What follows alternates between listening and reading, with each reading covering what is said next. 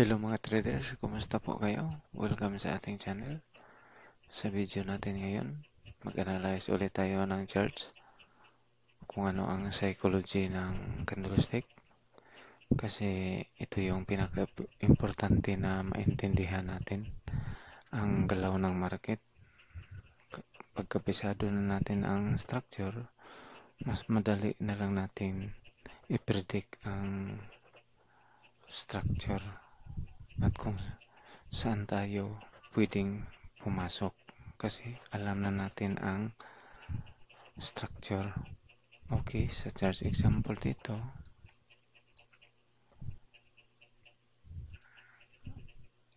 trend is downtrend, hindi nabasag ang level. Dito, lower high, lower low, lower high, lower low, lower high, lower low, lower high. Tapos, wala nang lower low. Every time pumasok ang sellers, mag-create siya ng momentum. Dito, di ba? Mag-create ng momentum ang sellers every time na pumasok. Kaso dito, nagtaka tayo dito kasi walang momentum. Instead, sellers ang pumasok dito, pumasok agad ang buyers. Meaning, clue na ito na mag-iba na ang direksyon ng market.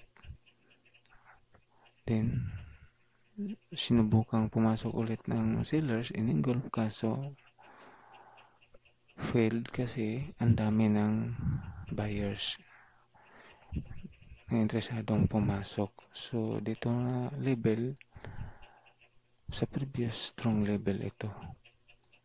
Daming buyers naghintay. Then, kumuha siya ng support dito. Then, nag-create ng trend. Then, nabasag ang level. Okay? Then, dito, pumasok ang sellers. So, meaning itong candle, retracement ito. Niretest niya ang level dito. Then, kumuha ng support. Resistance become support. Diba? So, retracement itong candle sa uptrend. Okay? Then, dito, may rejection.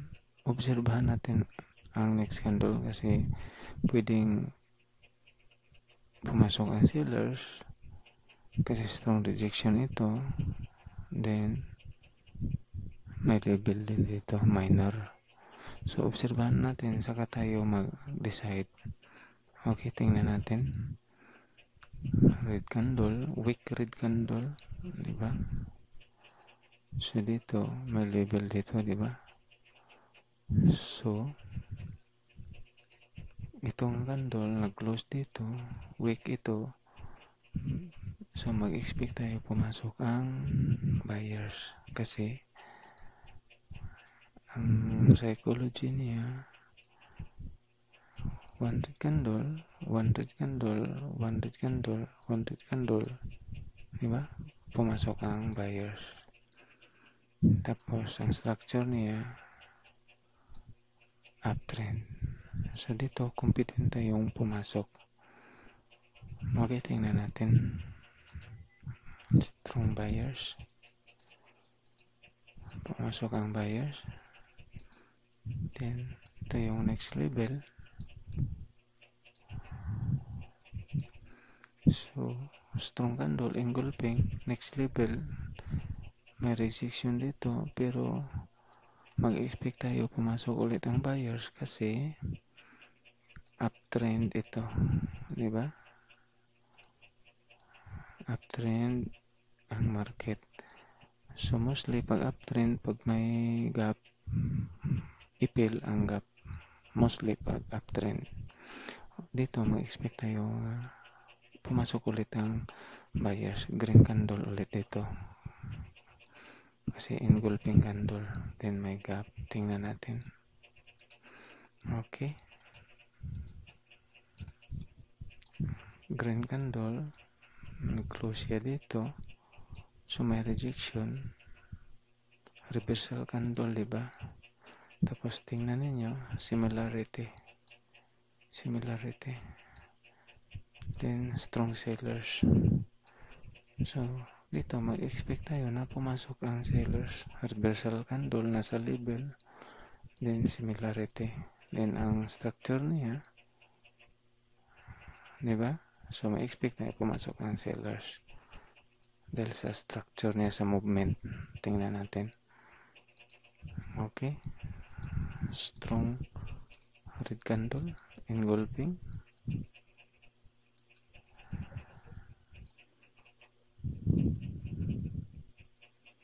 Okay.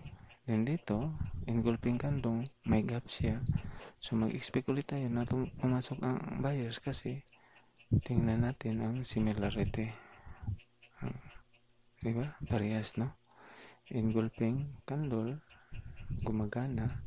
Engulfing candle, gumagana. So dito, ma-expect tayo gumagana din dahil dito similarity din.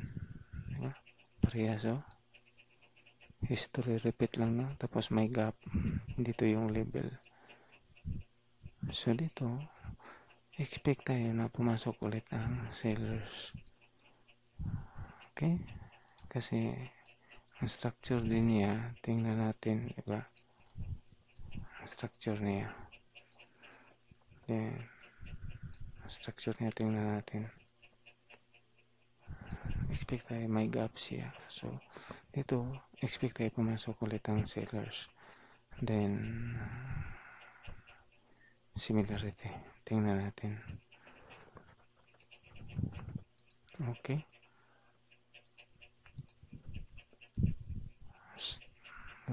Red candle, strong. Mag-close siya dito. May rejection. Diba? May rejection. Then, ang ano niya, structure. Diba? Then, may label din dito. Trendline label. So, horizontal level. Trendline, strong rejection. Then, uptrend. So, dito, confident tayong pumasok. Ito yung pinakamagandang entry. Pinakamagandang opportunity ito. Kasi combine siya ang horizontal line at saka trend line. Then, uptrend, rejection. Okay? Tingnan natin. Diba? Buyers. So, ganito, no? Pag maintindihan natin ang structure, makapisado natin, mas bandali na lang natin i-predict ang market. Okay? So, sana, no, may napulot kayong kunting aral sa video nito. Paki-like, share, and subscribe, and happy trading!